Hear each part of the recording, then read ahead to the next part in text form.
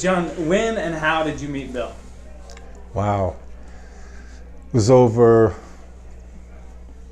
probably about 14 years ago.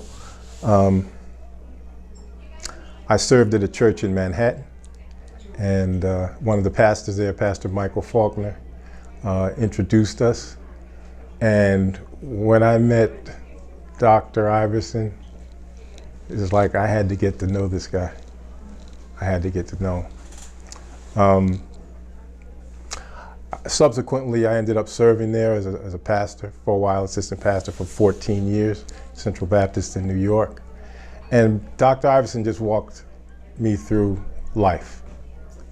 Urban ministry, as you know, can be difficult, especially in a city like New York City, where you have all different types of people, all different types of philosophies,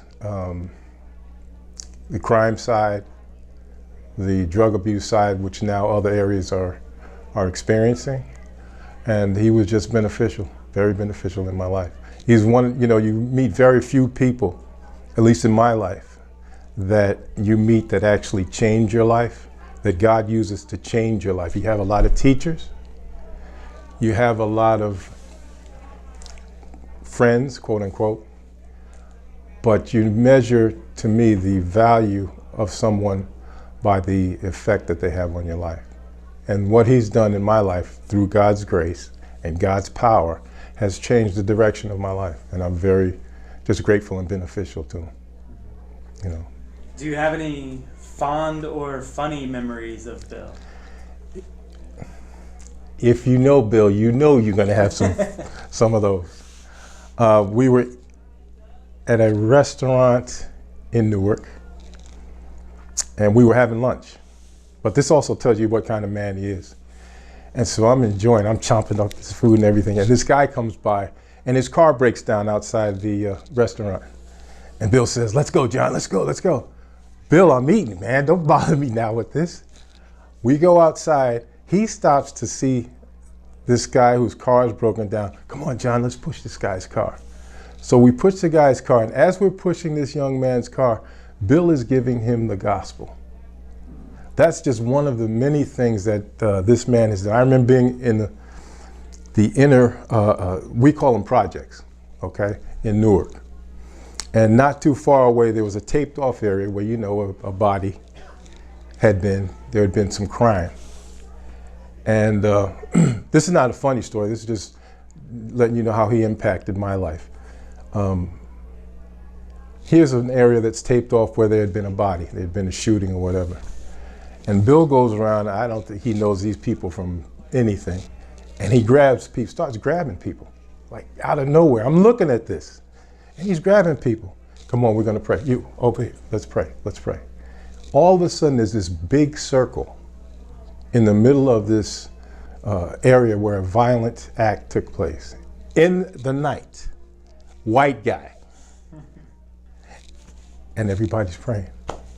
I said, to be honest with you, Erik, is that correct?